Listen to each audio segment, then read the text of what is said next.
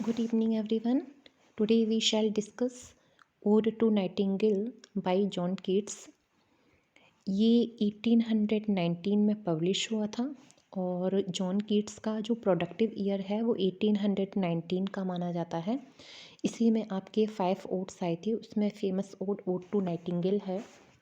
ये पोइट ने जब वो अपने फ्रेंड के यहाँ पे ब्राउन के घर पे गए हुए थे वेंटवर्थ प्लेस में हेमस्टेड में, कौन सी जगह पे, वेंटवर्थ नाम की जगह पर गए थे अपने फ्रेंड के घर पे, ब्राउन के घर पे। तब उन्होंने इस ओड को कंप्लीट किया था और यू नो व्हाट, ये उन्होंने ओड ये प्लम ट्री के नीचे बैठ के 2 आवर्स में कंप्लीट कर लिया था। ओके, और ये जॉन कीट्स का पर्सनल ओड है जो कि पोइट ने अपने जो भाई था टॉम की डेथ के बाद में ये लिखा था। ओके, तो ये पर्सनल ओड है। बाकी मैंने इसके बारे में जो डिटेल का मैटर है इसकी प्रीवियस वीडियो में आप लोगों को सेंड कर दिया था। Now we shall discuss the lines step by step. Okay, so poet says that my heart means John Keats कहते हैं my heart aches and a drowsy numbness pains my sense as though of hemlock I had drunk. मेरा और वेदना शून्य है मेरी, ऐसा लगता है मैंने हेमलॉक ड्रिंक कर लिया है। अब यहाँ पे ये चीज़ डिफाइन करना चाहूँगी कि हेमलॉक जो है वो कोई पॉइज़न नहीं है। एक्चुअल में जॉन कीट्स ने हेमलॉक को ऐसा पॉइज़न के रूप में वर्णित किया है, जबकि हेमलॉक जो होता है एक प्लांट से जो निकल के आता है वो आपको एक ड्राउजीनेस फील कराता है। बट पोइट ने यहाँ पे जो वर्णन किया है उसका एज अ पॉइजन के फॉर्म में उसको ड्रिंक किया हुआ है। अदरवाइज ये जो वर्क करता है वो एज अ ड्राउजीनेस फील कराता है। जिस तरह से बहुत सारी ऐसी मेडिसिन्स आती हैं जिनको आप खा लेंगे तो उनको खाने के बाद में आप बहुत ज़्यादा एकदम से लगता है कि दिमाग शून्य हो गया है और बहुत नींद आ रही है। In the same way poet कह रहा है कि मेरा जो हृदय है वो एक्स का मतलब क्या होता है, दर्द से। लेकिन यहाँ पे जो मतलब है दर्द, किस प्रकार का दर्द, एक्सेस ऑफ जॉय से। मेरा जो हृदय है वो एक्सेस ऑफ जॉय से भर गया है और मैं एकदम शून्य विवेकहीन हो चुका हूँ। ऐसा लग रहा है मैंने हेमलॉक को ड्रिंक कर लिया है। पोइट ये बात क्यों कह रहा है? बिकॉज जब पोइट अपने एक शाम को अपने फ्रेंड ब्राउन के यहाँ पे, मैंने बताया बेंटवर्थ प्लेस हेमिस्ट्रीट में जाता है, तो वहाँ पे वो नाइटिंगेल के सॉन्ग को सुनता है। उसके बाद में वो प्लम ट्री के नीचे बैठता है एंड 2 and 3 आवर्स में ये पोएम को कंपोज कर देता है। तो पोइट उस पोएम के नाइटिंगेल के सॉन्ग को सुनने के बाद में इतना इंस्पायर होता है कि वो इस पोएम को लिखता है और उसी का वर्णित करता है कि ऐसा लग रहा है उसके गाने को सुन के मेरा एकदम से शून्यता आ गई है। ठीक है, इसके बाद में पोइट आगे कहता है, या फिर मैंने क्या कर लिया है, or emptied some dull opiate to the drains 1 minute past. या ऐसा लगता है कि मानो मैंने 1 मिनट पूर्व ही क्या कर लिया है, इम्पिटेट मीन्स खाली कर दिया है। किसको खाली कर दिया? सम डल ऑपिटेट मीन्स क्या होता है, अफीम। या तो ऐसा लगता है कि मैंने कोई अफीम का कोई प्याला है उसको मैंने खाली कर दिया है। मीन्स उसको खाली कर देने का मतलब मैंने कोई प्याला हो अफीम का जिसमें हो उसको मैंने पूरा ड्रिंक कर लिया हो। कब? 1 मिनट पास्ट। ओके, अथवा एंड लेथ और हेड शंक। लेथ क्या है? Lethe, sorry, Lethe is a very important river, it's the river of forgetfulness.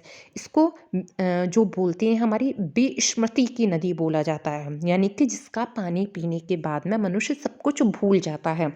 तो in the same way in stanza में पोइट कहता है, या तो मुझे वो नाइटिंगेल का सॉन्ग सुनने के बाद में ऐसा महसूस हो रहा है कि मैंने जो लीथ नदी है जो कि फॉरगेटफुलनेस के लिए जानी जाती है उसका पानी मैंने ड्रिंक कर लिया हो। ओके, आगे पोइट कर रहा है, it is not through envy of the happy lot but being true happy in thine happiness। Put कर रहा है, ऐसा नहीं है कि मैं एनवी यानी ईर्षित हूँ, किससे? ऑफ थी हैप्पी तुम इतना खुश हो ना नाइटिंगेल, तो मैं तुमसे ईर्षित नहीं हूँ, मैं तुमसे ईर्षा नहीं रख रहा हूँ, बल्कि मैं तुम्हारी प्रशंसा से, तुम्हारी हैप्पीनेस से मैं बहुत ज़्यादा हैप्पीनेस फील कर रहा हूँ। आगे पोइट कहता है that thou light winged dryad of the tree in some melodious plot. अब यहाँ पे ड्रेड, जो एक ड्रेड बोला गया है, जो एक स्थान है वहाँ पे, जो ड्रेड की देवी बोला गया है उसको, ठीक है। तो यहाँ पे कह रहा है that thou light wing means हल्के रंगों वाली है, ठीक है। ड्रेड मीन्स जो एक वन वन परी जिसको हम बोलते हैं, और यहाँ पे जो वन परी है यानी कि जो एक देवी का स्वरूप माना गया है, वो नाइटिंगेल को माना गया है। तो पोइट कह रहा है कि तुम लाइट विंग्ड मीन्स हल्के पंखों वाली वन परी के समान हो अब द ट्री की इन सम मेलोडियस प्लॉट, और तुम संगीत में स्थल पर, इन सब मीन्स कुछ, मेलोडियस मीन्स जो संगीत में, प्लॉट मीन्स स्थल पर, ऑफ ए वीचन ट्री जो बीच के वृक्ष हैं उनके बीच में, एंड सैडोज नंबरलेस, और जो असंख्य कह सकती हैं, असंख्य नंबरलेस अनगणित जो शेडोज हैं उनके बीच में रह के, सिंगेस्ट मीन्स गाती हो, of summer in full throat is, पूरे बसंत के मौसम में बिल्कुल मग्न होकर, फुल थ्रॉट इज का मतलब बिल्कुल मग्न होकर तुम गाना गाती हो, ठीक है। आई रिपीट अगेन, यहाँ पे पोइट कह रहा है कि तुम लाइट हल्के पंखों वाली हो और वनपरी के तरह जो ट्रीज में रहती हैं, तो ये तुम संगीत में स्तर पर रह के, वन विचन ट्री के बीच में रह के एकदम मग्न होकर बसंत ऋतु में बढ़िया सा गाना गाती हो, गा रही हो यानी कि, है ना। अब आगे पोइट करा है, ये स्टैंजा फर्स्ट था और इसमें 8 स्टैंजा है, ओके। हर स्टैंजा में 10 लाइन है, तो टोटल इसमें 80 लाइन्स हैं, ओके। तो आगे नेक्स्ट स्टैंजा में पोइट कह रहा है, ओ यहाँ पे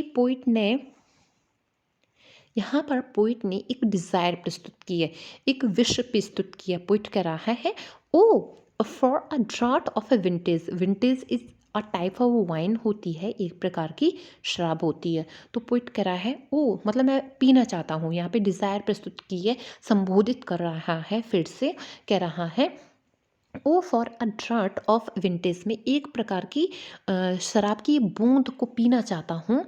किस तरह की शराब को पीने की इच्छा प्रदर्शित कर रहा है poet, that has been cooled long age in the deep delved earth में, यानी कि जो कि धरती में जो एकदम से दबी पड़ी हुई हो। डीप डेल्व अर्थ का मतलब होता है जो बहुत ही एकदम अंडर द अर्थ हो, ठीक है, अंडर द अर्थ में पड़ी हुई है। And testing of a flora and the country green dance and Provence song and sunwarm mirth। और पोइट यानी कि यहाँ पे इसके बाद में टेस्टिंग ऑफ फ्लोरा, और पोइट यहाँ पे एक ऐसे ग्रामीण क्षेत्र का को टेस्ट करना चाहता है, यानी कि उसको याद करना चाहता है। एंड द कंट्री ग्रीन, या फिर उस हरियाली को पोइट याद आएगी उस ड्रिंक को पी के, यानी कि ये जो दबी हुई है अर्थ में, उसको पी के पोइट को क्या याद आएगा, testing of flora and the country green, उस हरियाली की याद आएगी। और प्रोवेंस के जो लोग हैं, प्रोवेंसल मीन्स प्रोवेंसल के जो लोग हैं जो डांस कर रहे हैं, सॉन्ग गा रहे हैं, एंड सन वन मर्थ, और जो सूर्य की रोशनी में जो एकदम से आनंद मग्न हो रहे हैं, उसकी पोइट को याद आएगी, ठीक है। तो यहाँ पे एक चीज़ पॉइंट क्लियर करूँ, प्रोवेंसल जो है, प्रोवेंसल एक्चुअल में प्रोवेंस के जो वहाँ के लोग हैं, जो वहाँ पे जो गाना गाएंगे, जो वहाँ पे इंजॉयमेंट करेंगे, तो इस ड्रिंक को पीने के बाद में पोइट को इन सब की प्रोवेंस के लोगों की याद आएगी, ओके। इसके बाद में पोइट अगेन कह रहा है, O for a beaker full of warm south, full of the true that the blush for हिपोक्रीन।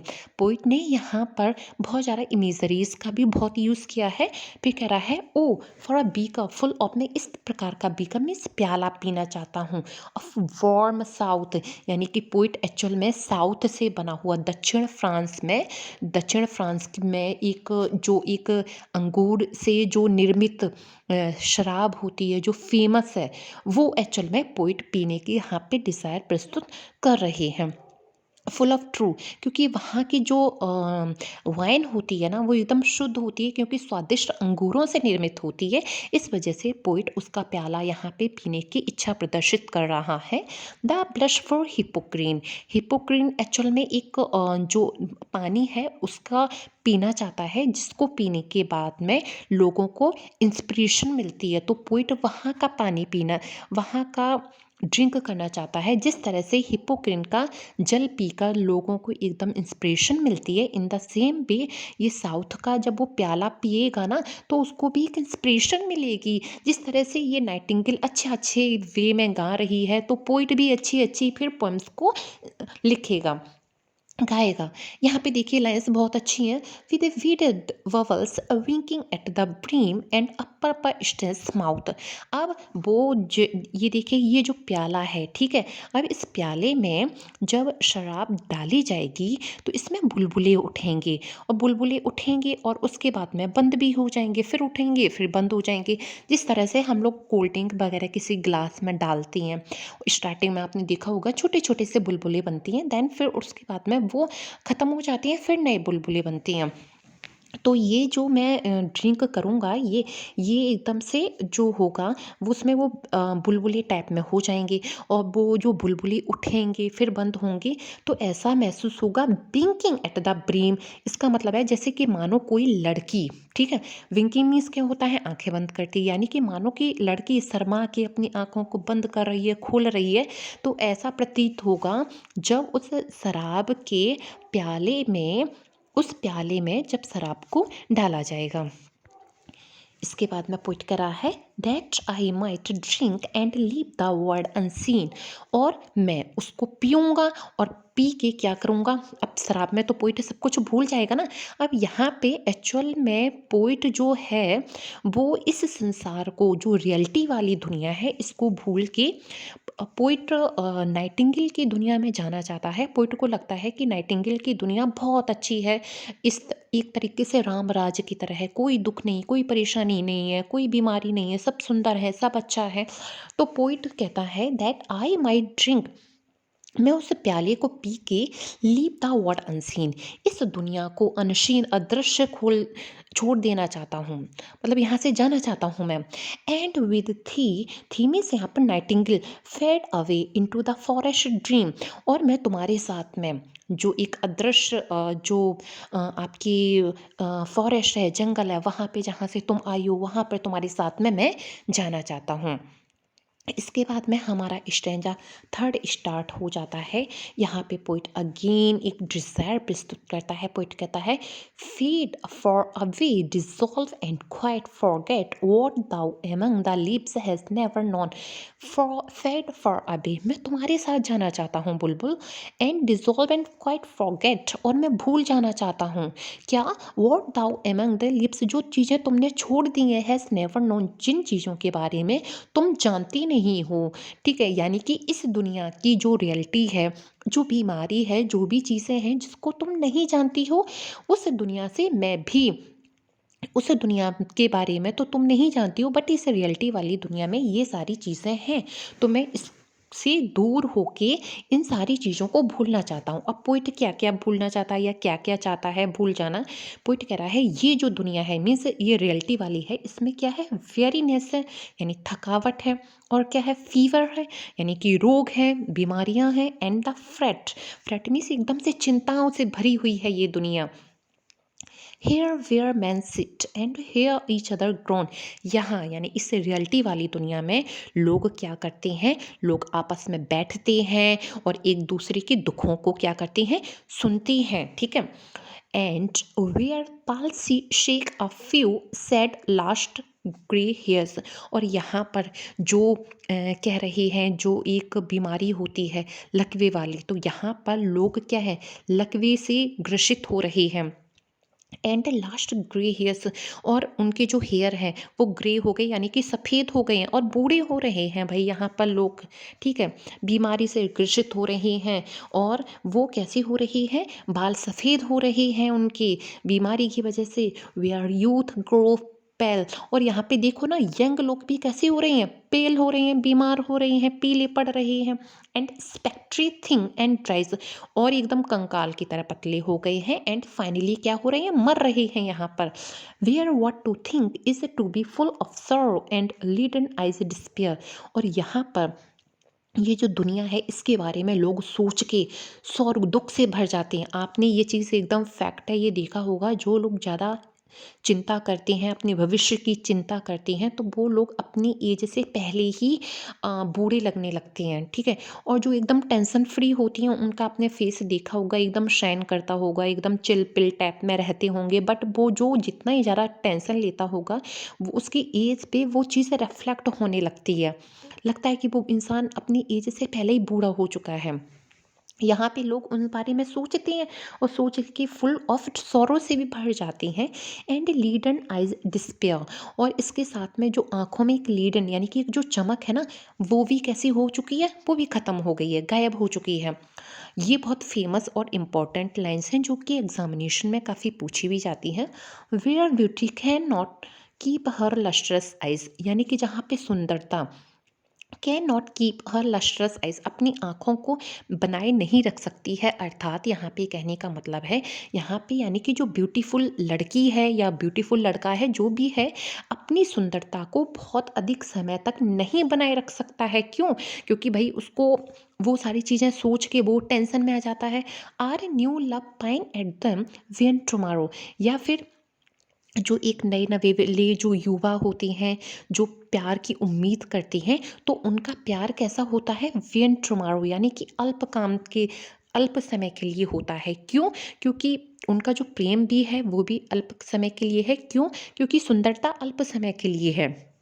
Where beauty भी अपनी चीज़ को कॉन्टिन्यूस नहीं रख पाती है, और लव भी अपने को कॉन्टिन्यूस नहीं रख पाता है, ठीक है। तो इसकी वजह से मैं इस दुनिया से दूर जाना चाहता हूँ और मैं नाइटिंगेल की दुनिया में जाना चाहता हूँ, जहाँ पे इस तरह की ये जो कंडीशंस अप्लाई की गई, इस तरह की कोई चीज़ वहाँ पर नहीं होगी।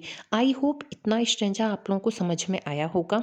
ये 3 स्टेंजा तक मैंने आप लोगों को कवर किया है। बाकी रिमेनिंग स्टेंजा मैं नेक्स्ट वीडियो में आप लोगों को बताऊंगी। अगर आप लोगों को अच्छा लगा हो तो प्लीज़ इसको लाइक और शेयर कीजिए। Thank you so much. Good night.